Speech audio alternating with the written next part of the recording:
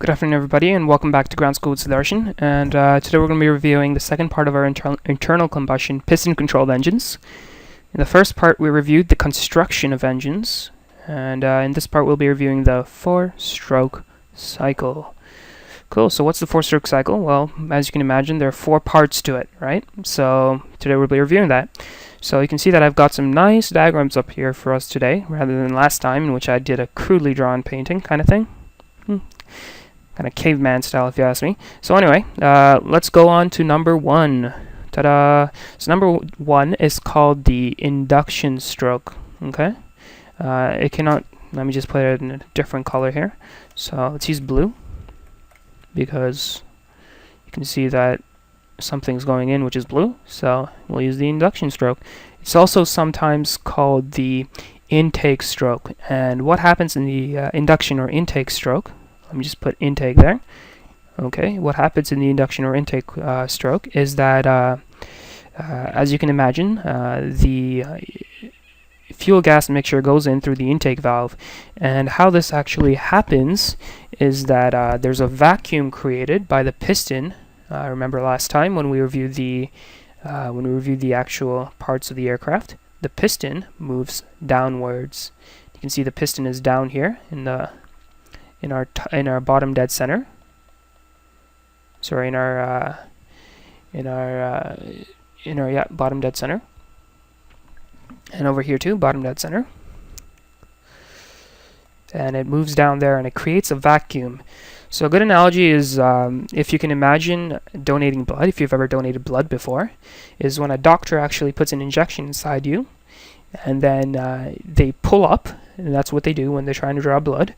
They create a vacuum compared to the atmosphere around, because there's no air particles, air molecules there. So the fluid gets drawn up, and thus your blood gets drawn up. This is exactly what happens in an internal combustion engine during the induction or intake stroke. So we get a vacuum created here, and just over here. So the actual fuel gas mixture flows in. Now, where does the fuel gas mixture come in from? So this is where the carburetor comes in, and what happens is that air which surrounds the carburetor is on something like around here. We haven't actually reviewed it. Air which surrounds the carburetor flows in due to the vacuum and picks up some fuel and goes inside the intake valve. Now, how much fuel in particular? Well, here's just a general approximation. Usually, what I've seen in terms of planes is it picks up about 1 part gasoline and about 15 parts air. So it's quite a lot of air for gasoline. So that's there. So then we see that what happens in the induction intake stroke is fuel gas mixture. Fuel air mixture. Fuel gas mixture is the same thing. Well, fuel gas mixture, yeah, I'm right, sorry, my bad.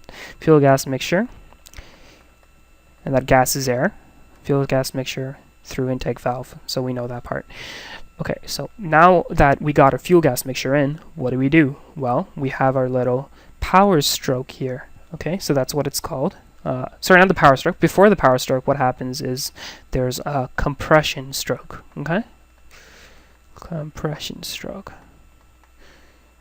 So this right here in our diagram, this number one over here is still compression stroke. Some diagrams actually do it differently. So this is what our compression stroke is. And I'm following the general guidelines from For the Ground Up, which I've used through the Power Scholarship ground school that I've been to. So let's go with this as the compression stroke. And in the compression stroke, as you can guess, what happens is that the fuel gas mixture actually gets compressed. So let me go ahead and erase this. Oops. Okay, I guess we can't erase it. Let's just continue on with it then. Okay, so in the compression stroke, what happens is that both valves are closed, as we can see over here. Let me use a different color. Let's say that. Okay, so both valves are closed. Okay. This is just before the compression stroke happens. So both valves are actually closed, and the piston moves from the bottom, as we can see here, the bottom dead center, and it moves to the top dead center. So what happens then? Well, as the name entails, the fuel gas mixture actually gets compressed.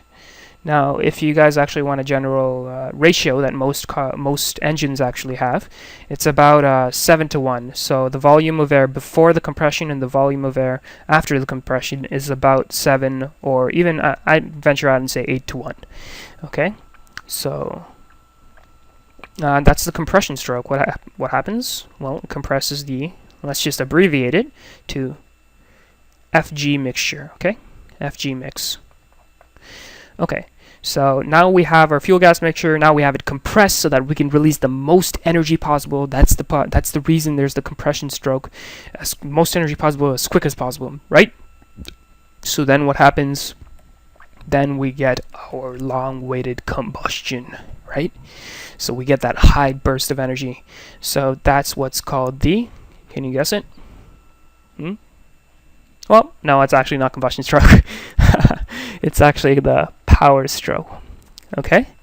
So what happens in the power stroke is both valves are closed still, and then the compressed mixture that we had from the compression stroke is now ignited by the spark plug. Do you guys remember the spark plug we had before? Let me just use yellow to indicate that, and we can't really see it well here, but there it is. That's the spark plug. Okay? So the spark plug actually ignites the compressed mixture, and the burning gases, releasing all the energy under tremendous heat. And you can imagine, right? The amount of energy that must have released. It's almost like a small mini bomb or something. So that energy has to go somewhere. So what does it do? Can you guess? Well, if you guessed it pushing the piston downwards again, we can see over here the piston is down again, according to the third diagram. Then you're right. So the burning gases actually push the piston down with a lot of force. Now, this is actually the powering mechanism between that runs the four-stroke cycle. This expansion and this powerful energy runs the entire four-stroke cycle, from the induction intake stroke to the compression stroke to the power stroke, and finally what we know as the exhaust stroke. And can you guys imagine what happens to the exhaust stroke? Well, this one's not too hard. I think I expect you guys to know it if you want to become future pilots, or if you're just taking it out of interest. So that's always there. So here it is. This is what's called the exhaust stroke. And what do we see open here? We see the exhaust valve open. So the exhaust valve opens, and we can see all of that gas just coming out of that exhaust valve. And we can see what's actually making that come out, huh? So we can see that remember that our piston runs almost everything here. So the piston we see coming up again. So the piston pushes the burn gas out, and as we can see here, the intake valve is closed. So we went through this whole process. Let's just summarize the power and exhaust stroke real quick. So what does the power stroke do? Well, let's just summarize the exhaust stroke. The exhaust stroke lets out, piston pushes out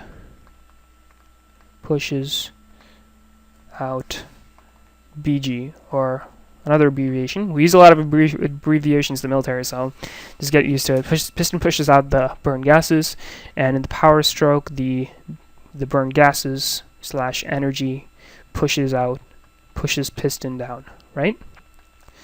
And this keeps continuing and continuing and continuing, and it's just this cycle. 1 to 4, 4 to 1, 1 to 4, 4 to 1, and this is a cycle.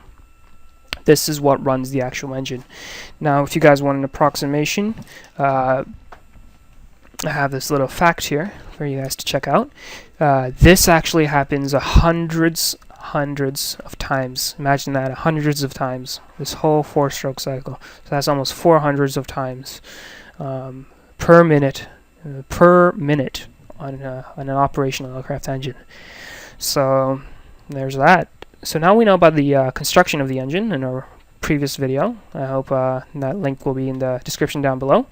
And now we also know about the four-stroke cycle, how the engine actually runs, how the internal combustion piston run engine in an aircraft actually runs.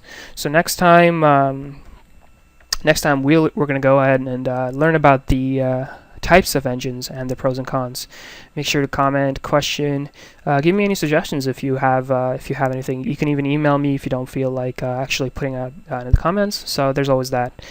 And so thank you for watching, and make sure you subscribe, and have a great belated New Year, I guess. Hi guys, just a final end note for this video. I just wanted to show you this amazing graphic I found online through Wikimedia about the 4-stroke cycle. So let's just go through it one quick time before we end the video for real. So here we see our induction stroke, there we see our compression stroke, our power stroke, and we see our exhaust stroke. So can you guys name me each of them? Let's just go through it one more time. You guys can go back to the video, beginning of the video, if you actually want to name it yourselves. But I'm going to start in 3, 2, 1. Here's the induction stroke. There's the compression happening. There's the power. There's the exhaust. Okay? Quick, rapid movement. And this happens much faster than in this graphic. But it's really beautiful. I just wanted to show it to you real quick. And again, thanks for watching. And look forward to next time, and we'll learn the pros and cons of the different types of engines. And again, have a great New Year. And thanks for watching.